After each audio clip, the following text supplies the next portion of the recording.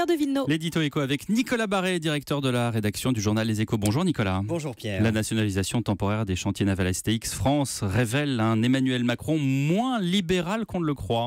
Oui, vous savez, pour une grande partie de l'opinion publique, Emmanuel Macron est un libéral. D'ailleurs, c'est comme ça qu'il est souvent caricaturé par ses adversaires.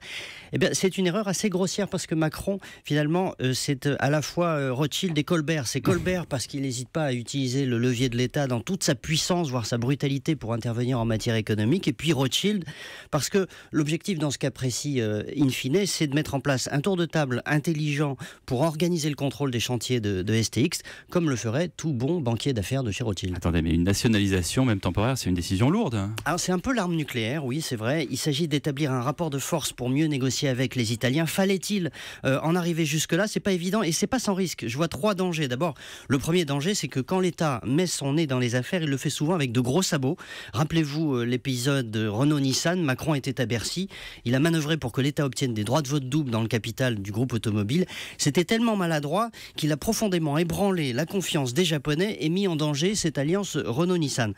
Ça m'amène au deuxième danger qui est cette fois de braquer les Italiens. Le ministre de l'économie nous l'a confié hier. C'est inacceptable, dit-il, d'autant que les Français investissent beaucoup en Italie. Donc attention à ne pas abîmer nos relations économiques avec ce très grand voisin, proche partenaire, et les Italiens c'est un peu nos cousins. Vous avez dit trois dangers, je crois. Oui, le troisième danger, c'est de créer un précédent cette fois pour tous les canards boiteux. C'est pas le cas de STX, mais il y en a en France qui vont faire la queue pour être nationalisés. Alors quand on met le doigt dans cet engrenage, qu'on en tire des bénéfices politiques parce que la décision sur STX est populaire, eh bien le risque ensuite c'est de faire n'importe quoi. Or la bonne pédagogie, c'est d'expliquer aussi que l'État ne peut pas intervenir partout et ne peut pas tout sauver. Merci. Nicolas Barré, directeur de la rédaction des Échos. C'était l'édito éco d'Europe 1.